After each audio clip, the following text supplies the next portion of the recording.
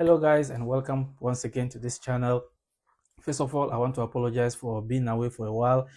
Yeah, it's been so hectic, but trust me, we are going to keep doing this. We are never going to stop. Okay? Yeah, I mean there might be interjections here and there, but nothing is going to stop us. And as we have made up our minds to focus on Africa and to keep advocating for African sovereignty and economic freedom, we are going to keep pushing until we attain all these things. And so don't give up. If you have not subscribed yet, kindly subscribe and click on the like button so that the video can be recommended to many more people to watch. Yes. So as I said, we are going to keep on this track. We are not going to give up, and we will keep bringing you updates on the African governance and geopolitics, and we are going to explain everything to the best of our understanding for you to better inform yourself on how and whatever decisions our African leaders are taking and how it will inure to the benefit of the ordinary African. Since President Mahama came into office, things have been shaken, and it's like that one person that we need to bring Africa together is finally here. Yeah, President Nkrumah and Patrice Lumumba and many others tried their best to bring Africa together, right?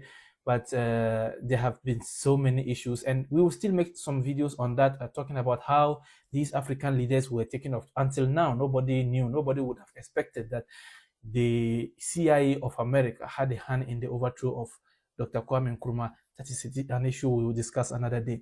Yeah, but then even on the inauguration of President John Dramani Mahama, he made speeches about the Sahelian states, that is the AES. Yeah, and even on that inaugural day, President Bola Ahmed Tinubu, who was the Ecowas chairman and who said they would send Ecowas troops to Niger to fight the junta leader for the overthrow of the so-called democratically elected president. Even in Ghana, on that day, he too attested that Africa needs to come together. They have come to the realization that Africa needs to move forward. Because come to think of it, these leaders acted in accordance with the beliefs and the the needs of their citizens. And then, so I always say that ECOWAS have been wrong from day one for thinking of even sending troops to go and fight another African country simply because they have overthrown a Western puppet.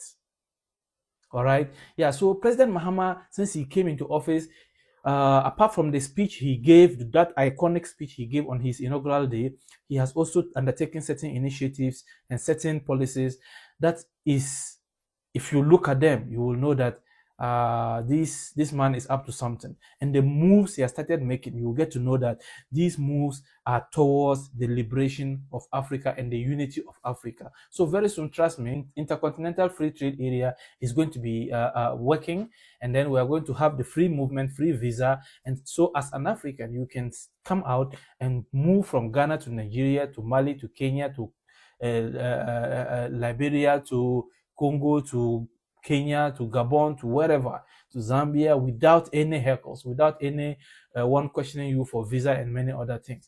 So trust me, we are going to bring all this information to you. This one we are going to talk about here is the movement of President Mahama, or the tour of President Mahama to the Sahelian state, to the AES states.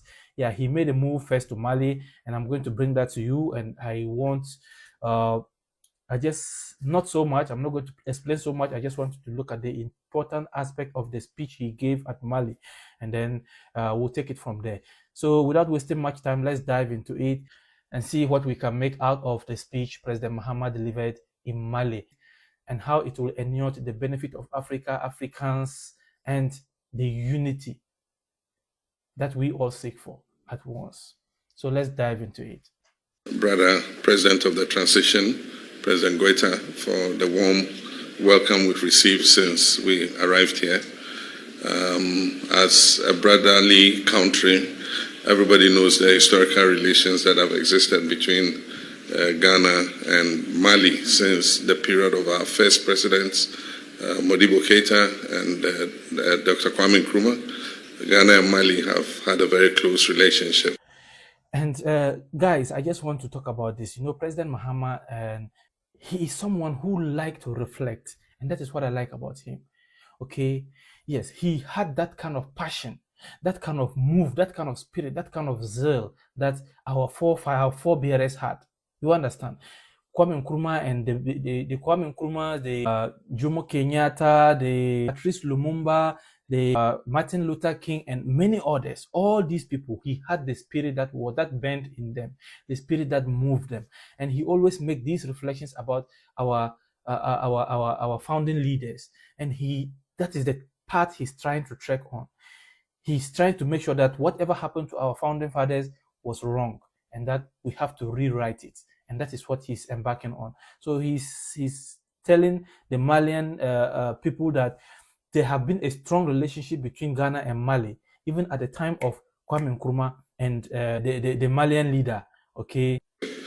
And so I came on a friendly visit, and also to thank President Goita for allowing Prime Minister Mega to visit Ghana when I was being inaugurated as president. That was a good sign. It was appreciated by the people of Ghana, and so I came to say thank you.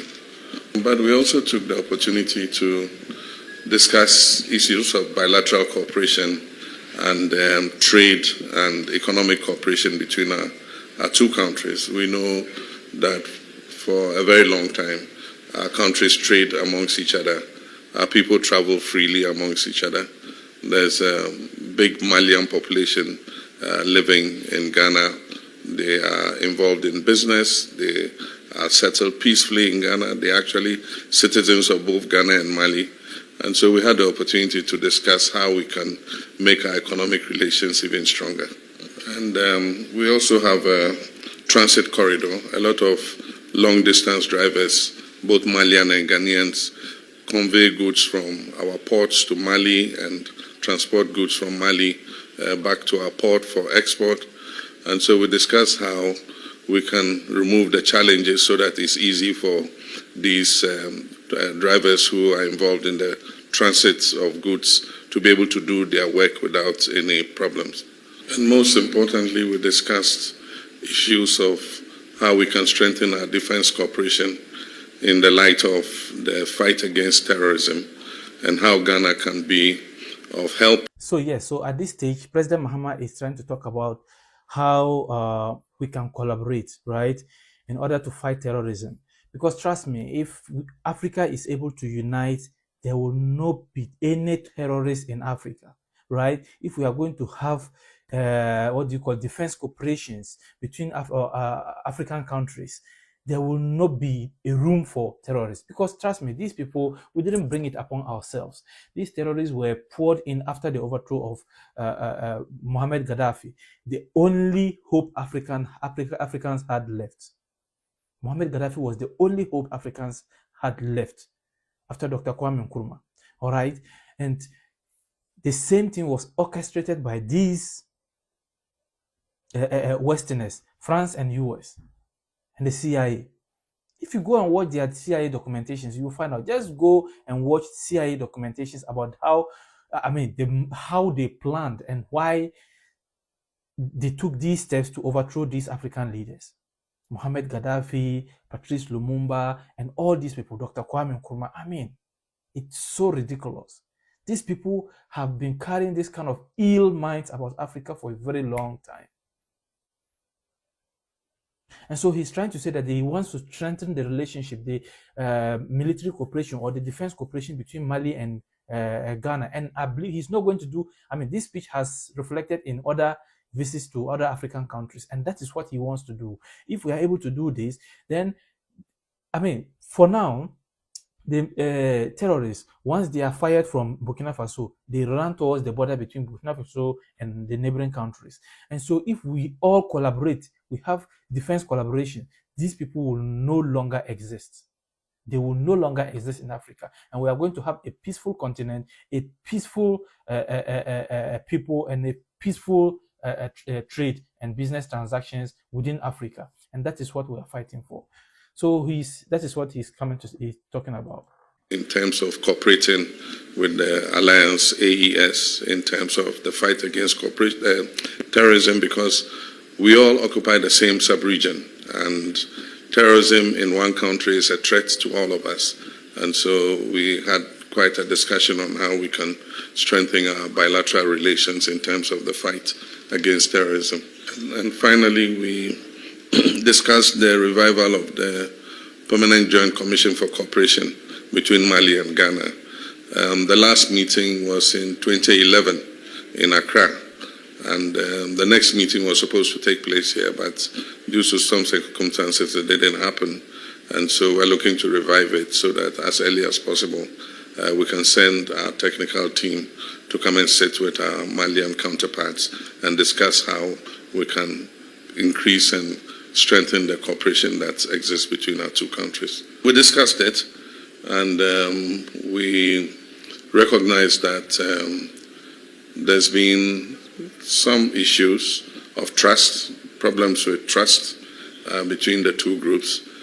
So this place, President Mahama is simply trying to talk about, he was asked about the relations between Ecowas and AES, and he tried explaining that yes, there have been some issue of trust, and of course there have been issues of trust. Okay, there have been issues of trust, and trust me, I always say this: if President Mahama was the ECOWAS chairman, the time this junta takeover happened in Niger, nobody would have even thought about even sending. And look, it was a very big mistake. You see all these leaders, you see the Nigerian president, the Ghanaian president, the then Ghanaian president Akufo-Addo, Kenyan president, and whoever, all those who were big on sending ECOWAS troops to, what do you call it, Niger, to fight the junta leader or the Niger army. If that had happened, if that mistake, if they successfully carried out that mistake, trust me, none of them would have been in office today. Because these countries have discerning youth. Nigeria, Ghana, Kenya, and look at what happened in Kenya. I mean, he had his own share. The youth rose and he had to dissolve the whole cabinet. That is the power of the youth. If they thought about the interest of the Niger youth, the youth of Niger, and the ordinary people of Niger, they wouldn't have even sat down to take that kind of ridiculous decision of sending ECOWAS troops to Niger to fight the people against their own will. So he's saying that yes, there have been issues of trust, but then we still have to have the mutual respect for each other. ECOWAS needs to respect AES. AES needs to respect ECOWAS. And even though we are two different groups, ECOWAS and AES within the same Africa, we must be able to transact business, to commute in and out. I mean, we are one people, for God's sake. We are one people. If not for the same Westerners, we will still be, I mean, as we were. They wouldn't be Mali, they wouldn't be equal. They would just be Africans. Then we do our business among ourselves. Trust me, if we are able to do this, Africa is going to be the light of the whole world. Because trust me, Africa has 40% of the world mineral resources. 40% of the world mineral resources. Ghana has the largest mineral deposit in Africa. Come and look at Ghana. What do we have? Nothing. If you go to the communities where these mineral resources are extracted, if you see the road networks that leads to these communities, the road networks that leads to these places, you will feel sorry. Very bad. And if you get to the communities itself, I mean, the conditions of the people, if they tell you that gold or whatever is being taken, whatever mineral resources are being taken from these communities, exported outside Ghana, you will not believe it. And it happens the same way across Africa. And so President Mahama is saying that, I mean, he has come, and trust me, things are going to change. Things must change. Things must change. Right?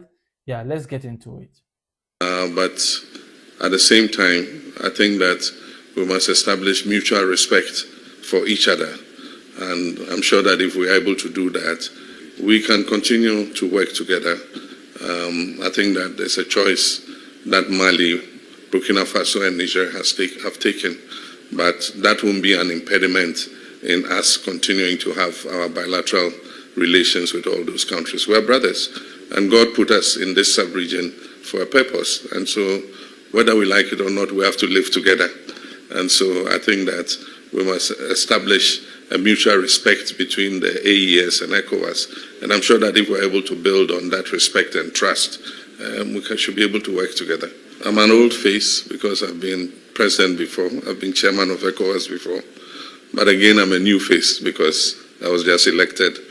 And so Ghana is prepared to continue to play the role of a bridge between our two groups. What excites me, Ghana is ready to play a role between our two divisions, that is Ecowas and AES. And this is the master blow. This is what I like about this page. Ghana is able, and trust me, even if today Ecowas decides that they are not going to recognize AES, President Mahama will not give a shit about it. He will not give a damn about it. He will still go ahead and continue to do his business with, because trust me, what is it all about? The citizens are happy. Look at what is happening in Burkina Faso. President Traore has come and he has been able to electrify the whole place. He's opening factories and all that. And the same thing happened. Look at Mali. And the alliance of Sahelian states. Look at what happened in Mali. The Malian leader is able to confiscate certain gold mines. The same thing in Burkina Faso. In Niger, they have also taken over their uranium mines. And all these were done and taken outside. And they got just maximum 15% or 20% from all the mineral resources that are taken. And that is what Ghana is currently suffering from. Ghana is currently suffering the same fate. What percentage do we get out of the loads of gold, diamond, bauxite, rubber, whatever that is taken out of Ghana, timber? What percentage do we get out of it? Nothing. So if we are able to also build our own processing companies across Africa, then we'll be able to share these raw materials within ourselves and then process it. If we have a uranium processing factory in Niger, a gold processing factory in Ghana, a diamond or whatever processing factory look at all these. We will be able to transport these things and to transact this business among ourselves, and Africa is going to be successful. So kindly subscribe to this channel, and then let's keep pushing this agenda and make sure that Africa stands on its feet once again. So thank you very much. And I as I said, we are not going to back down. We are going to continue this advocacy, and we are going to keep pushing until we achieve our aim. Thank you very much, and see you in my next episode. Bye-bye.